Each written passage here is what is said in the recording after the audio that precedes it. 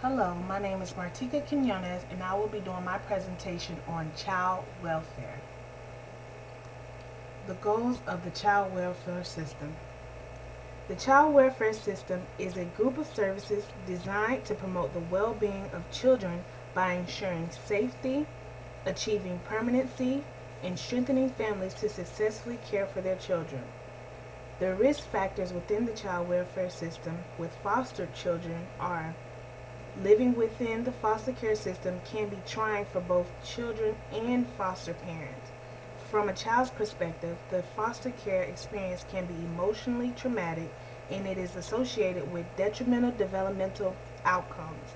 Unfortunately, foster parents are often expected to care for children, many with special needs, with inadequate financial support, minimum training, and limited access to respite care. I was able to interview Mr. Reginald Grant on March 18th, where I was able to understand his job description in depth. I was informed that he upholds a bachelor's degree in criminal justice from the Florida State University and currently continuing his master's degree at Barry University. He is currently employed with Divisions of Family and Children Services in Atlanta, Georgia, where he works closely with children in foster care. The social worker's target population is foster parents, people who are interested in becoming parents, and children placed in the state's care by other foster parents.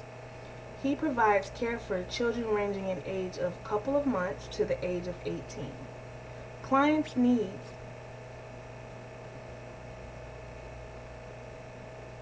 are determined based on what children are placed in their homes as far as foster parents is concerned. For example, if a child has special needs, then the foster parent would need to be provided services or financial assistance to be able to care for that child. Regarding those people who want to become foster parents, their needs are all the same, which is to become certified through specific training to care for or adopt our children. Children placed in the state by other states' needs are determined based on medical, physical, or psychological assessments. Many have been submitted to the department for the social workers' services. These assessments are called comprehensive child family assessments. Mr. Grant explained that the service and treatment plans are called case plans.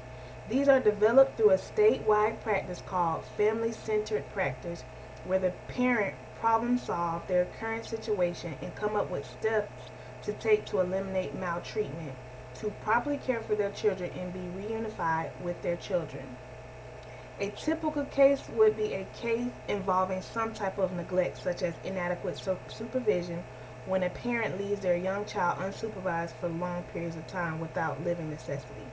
The child will be removed and placed in foster care, whether it is relatively placed or foster home, so that they would be in a family environment.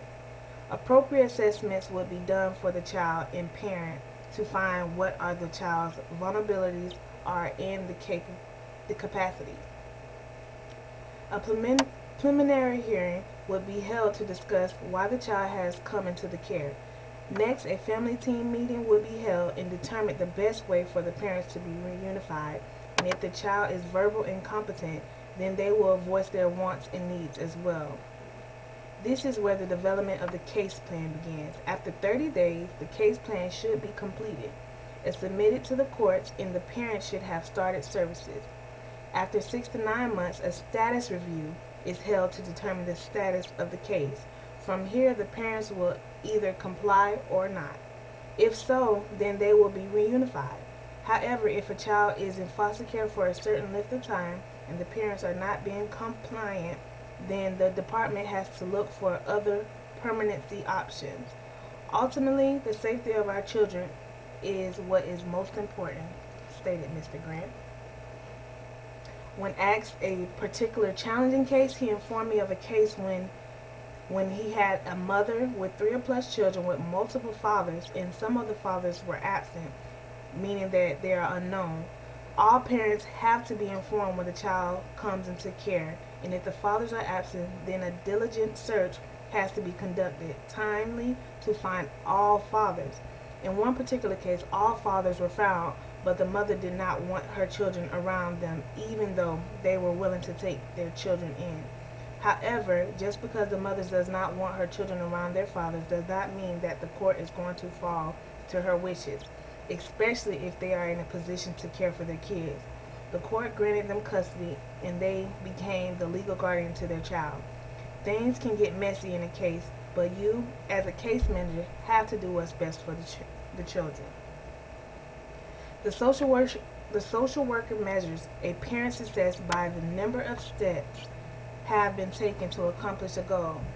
It could take a while for a parent to get on the right path, but you have to keep encouraging them. Success is coming when the right caseworker is present and continues to push their clients toward the right direction.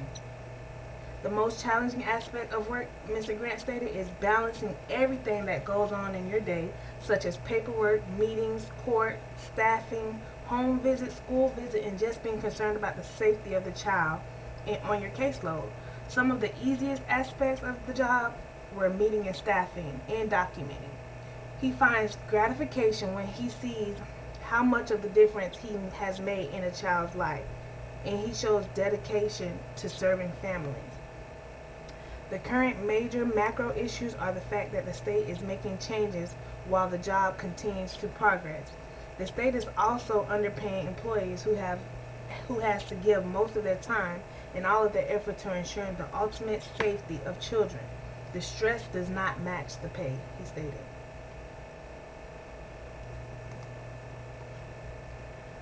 The source of funding is issued by the state. When I asked Mr. Grant his honest opinion about his feelings about working for the organization, he stated, "It is a family environment and very supportive. However, at times it can feel like you're not important." Mr. Grant stated that success is not determined by his own judgment but by state's audits, which gives feedback on how well goals have been accomplished. This organization does well in providing employee support but needs improvement in its level of pay. My final thoughts. After speaking with Mr. Grant, I was able to get insight of the extensive amount of work it takes with the placement of children in the foster care homes. I believe that I would have the compassion this job needs to be effective, but my fear would be placing a child in a home that may not be the best for their particular needs. And maybe having to remove them may only add to their trauma they have already been exposed to. I would enjoy working for the child welfare system, but maybe as a therapist more so than a social worker who, whose job is to place children with different families.